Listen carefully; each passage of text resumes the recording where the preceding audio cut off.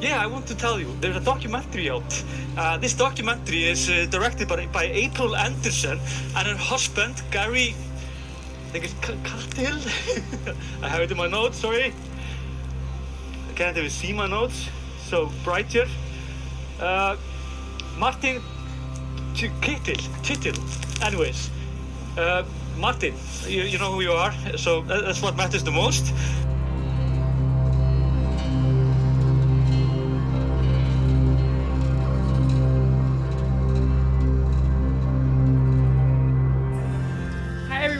Welcome to All Things Iceland, and I'm so excited for my interview today with the lovely April Anderson, who is the director, editor, and cinematographer of the documentary Fire Iceland. I was very fortunate to be able to check it out, and it's a beautiful collection, of course, visually, of the eruption that started on March 19th, changed a lot of our lives, but also insight into Icelandic culture.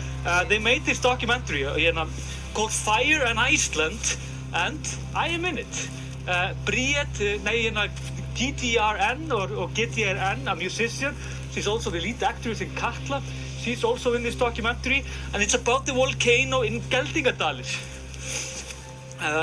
The reason I'm telling you about this is because we're going to be premiered in Bio Paradís. It's the cinema here on Saturday at 6:30, and if you are not in Iceland, it's also on like Amazon Prime, I think, or Prime. What do you call it in English? It's Amazon Prime. Yeah, it's a thing. I've never been there, but it's a huge thing I hear. It's like Netflix, just not Netflix. So if you want to see that documentary with me. Hopefully, I think Polly is not with me actually, but so it goes. You can of course check it out. Congratulations also, April and Martin. And yeah. March 19th, 2021. Our little tourist eruption made itself known, and we were dying, literally dying in our tiny apartment in New York, going, where are the planes? Where are the planes for us to get to Iceland to be able to document this? We had to actually wait until May. When we got here and we saw what was going on and the majesty and the beauty, even though everybody's like, yeah, it's a little tourist eruption. Well, I'm sorry, but getting up as close as we could to this kind of primal power and land being made in front of our eyes was the most magical experience. We went on, took our hiking boots on, drove behind the volcano, and we started hiking, and we walked and walked and walked and walked and walked. And at the end of the day, after having been there filming for a day or so, it was not an easy thing to do to go back.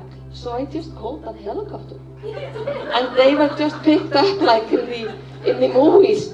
There was just a red helicopter, a tourist helicopter actually, that came and picked them up. But the main labor and exhaustion doing this has been done in this tiny apartment in New York, where April and Martin has been editing, writing, composing music to the film. And also reliving it, which was the best. Yeah. So please give them applause and enjoy the film for the fruit of the labor.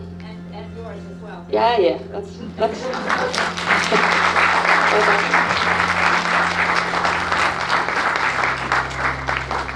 And now we'd like to call up Raga, who is the co-creator of the Icelandic Lava Show. And Julius was a big part of this production as well. This eruption was absolutely incredible.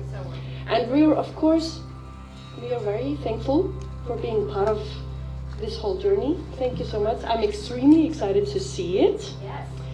And I hope that you all enjoy it too. Thank you so much.